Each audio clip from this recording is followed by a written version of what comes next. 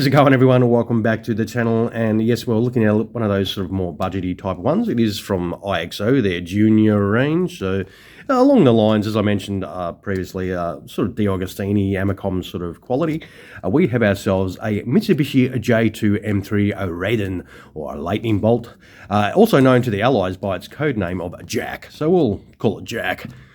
This fighter was developed by Japan during World War II as a local air defense interceptor, first entering Imperial Japanese Naval Service late in December of 1942.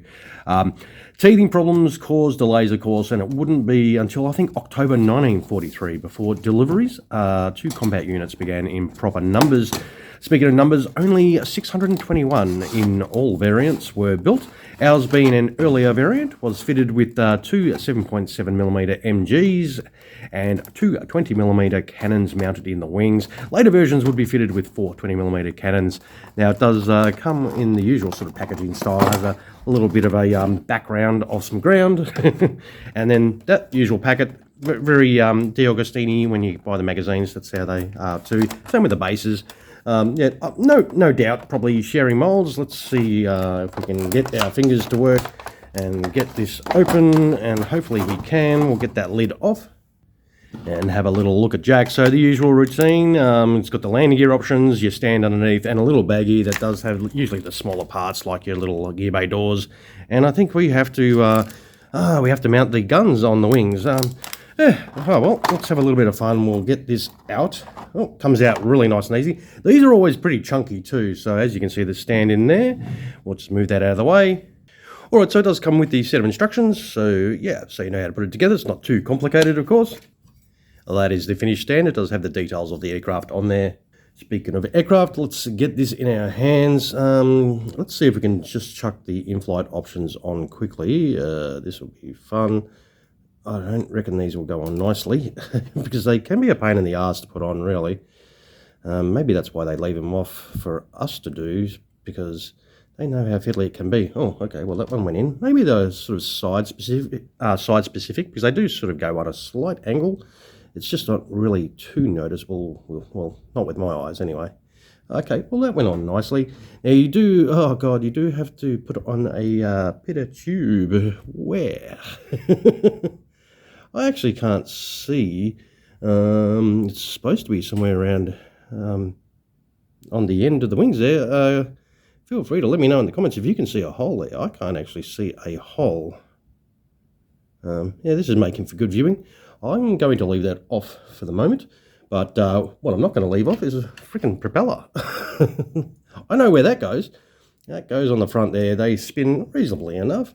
Now, underneath, of course, we need to put the in-flight option for the landing gear on. Am I doing it on the right side? Probably not. Here we go.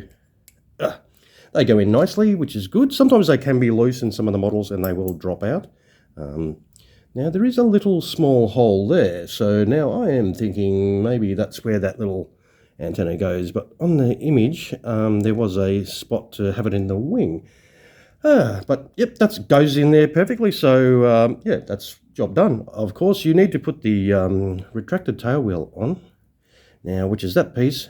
It does look very plain. The wheel itself, the tyre, is in the same colour as the rest of that. So look, if you, I mean, it's not something hard to do. If you want, you can just black that out with a marker, or those little pens that I showed you in that video, you could use that to colour that up. But that is your Jack in flight. Definitely a nice looking Jack. Pretty reasonably done. These models are usually nicely done, and especially with the darker colours, because they usually accent the panel lines a lot with the black inking, very similar to what DeAugustini does and everything. And on darker colours, you don't really notice that as much, which is really nice. But the details itself are pretty reasonable for a reasonably cheap model. I was picking these up for around $25 Australian. Not that I don't mention prices too often, because it doesn't make much difference, because a lot of viewers are from other countries and prices are going to be different in other countries. But overall, I think value-wise, they're not too bad. It's got some reasonable sort of interior in there.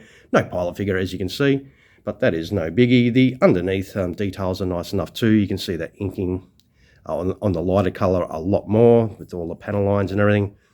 It's not too bad. Some people don't like it because it's really accentuated. Speaking of accentuated, there is some cracking.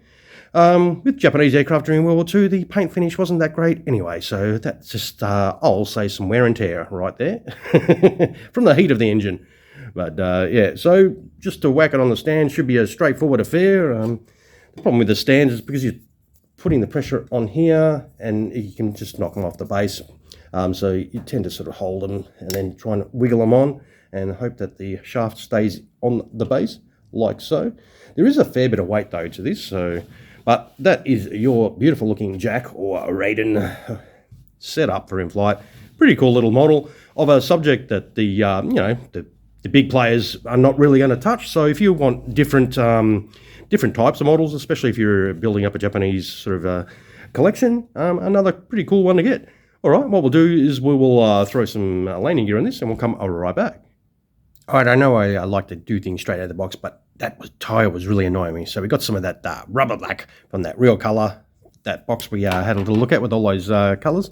Now, let's see if we can do this. And dab it on.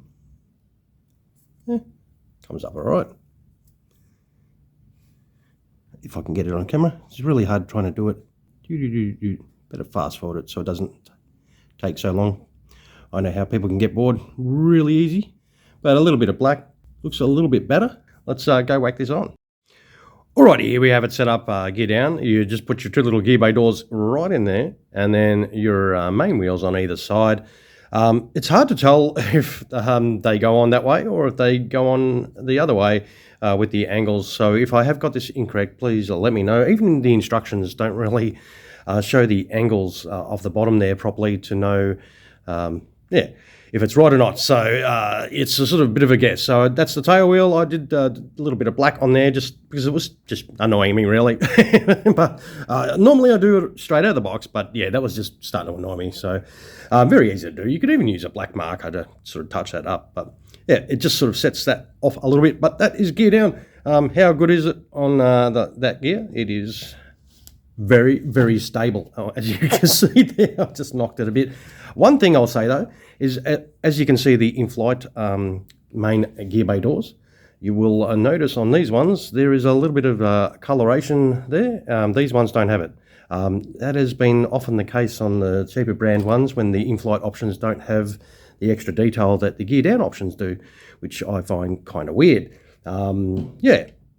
But what we'll do is we'll throw it on the scales and see how much your little Jack does weigh.